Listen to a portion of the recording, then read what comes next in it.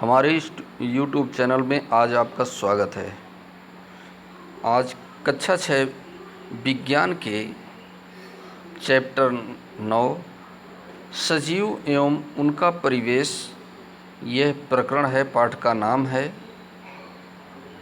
सजीव एवं उनका परिवेश के बारे में महत्वपूर्ण प्रश्नोत्तरी अभ्यास प्रश्नों के द्वारा हल किया जाएगा और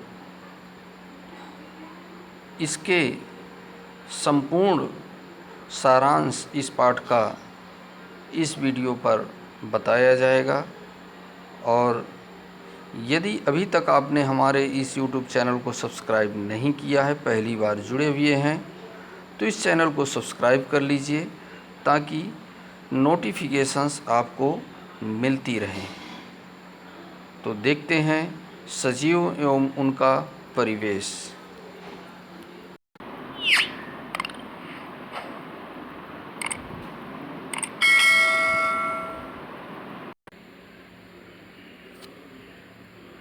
क्वेश्चन नंबर फर्स्ट, आवास किसे कहते हैं? किसी स्थान का परिवेश जिसमें पौधे, जंतु एवं अन्य जीव रहते हैं, उनका आवास कहलाता है।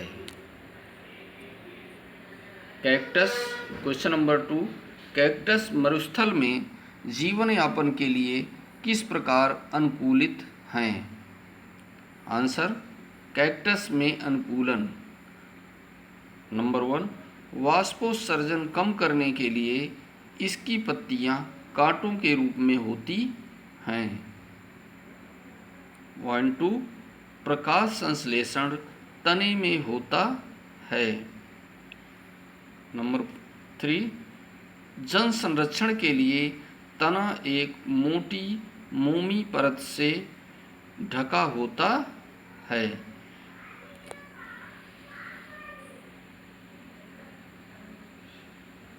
पॉइंट नंबर 4, इसकी जड़ें जल अवशोषण के लिए मिट्टी में बहुत गहराई तक चली जाती हैं।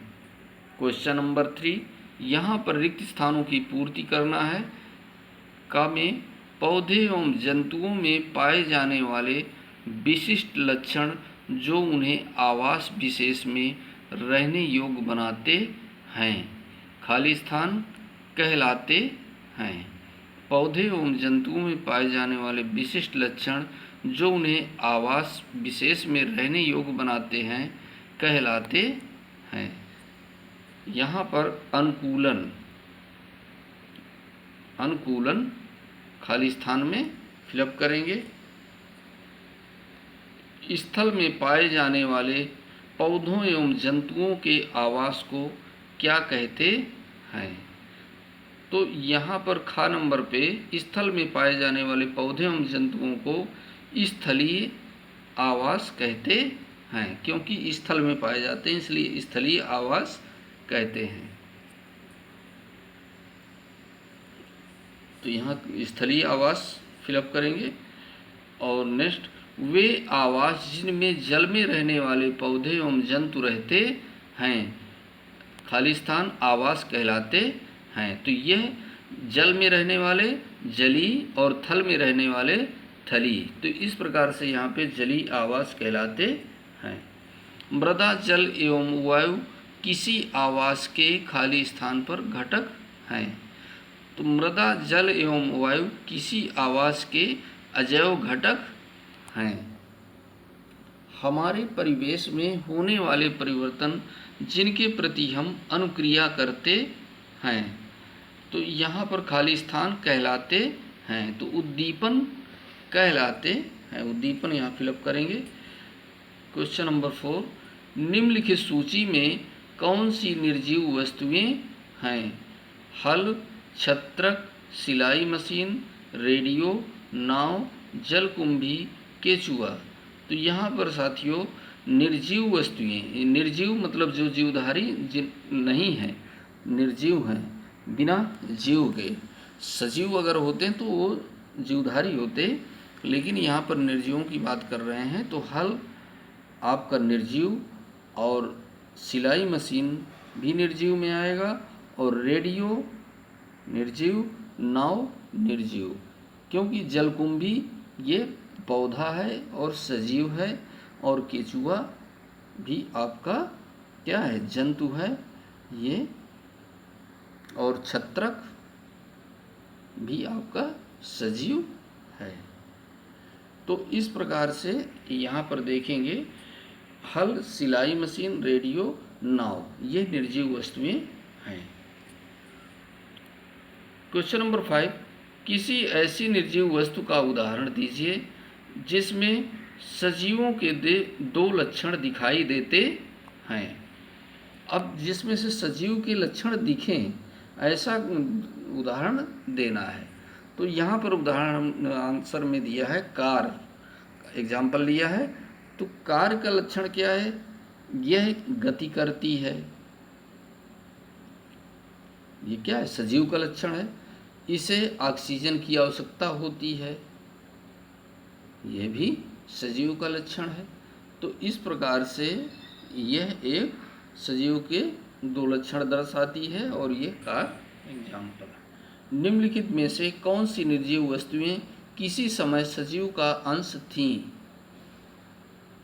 मक्खन, चमड़ा, मृदा, ऊन, बिजली का बल्ब, खाद्य तेल, नमक, सेव, रबड़। तो देखते हैं, मक्खन, चमड़ा, ऊन, खाद्य तेल, सेव और रबड़, यह पहले क्या थी, निर्जीव वस्तुएं अब हो चुकी हैं, लेकिन इसके पहले सजीव का अंश थी, क्योंकि दूध निकाला गया तो एक गाय बैल भैंस से, तो इससे मक्खन बना। इसी प्रकार से चमड़ा भी सजीव धारियों से ही चमड़ा निकाला गया, और ऊन भी भेड़ों से निकाला, तो ऊन भी जीवधारी कहा गया।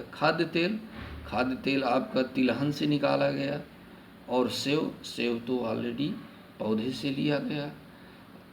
और रबड़ आपका जैसे रेशम कीट वगैरह से रबड़ तैयार करते हैं, तो ये भी पहले जीवधारी था, फिर क्या था, निर्जीव वस्तु में बदल गया।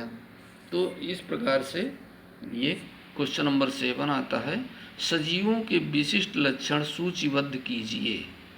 सूचीबद्ध करना है सजीवों के विशिष्ट लक्षण। भोजन की आवश्यकता, सजीवों में भोजन की आवश्यकता होती है, नंबर 1। नंबर 2 में वृद्धि भी करते हैं सजीव। पॉइंट नंबर 3, श्वसन, सांस की भी जरूरत होती है।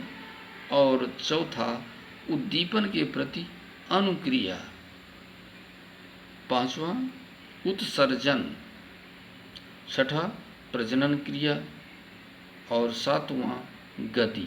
यह सजीवों के विशिष्ट लक्षण है, और बहुत ही महत्वपूर्ण प्रश्नोत्तरी 7वां पॉइंट था।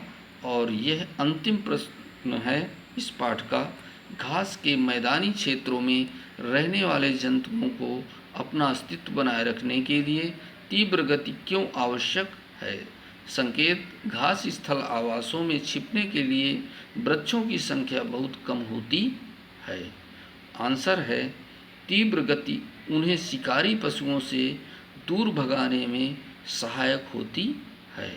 इसलिए घास के मैदानी क्षेत्रों में रहने वाले जंतुओं को अपना अस्तित्व बनाए रखने के लिए तीव्र गति आवश्यक है।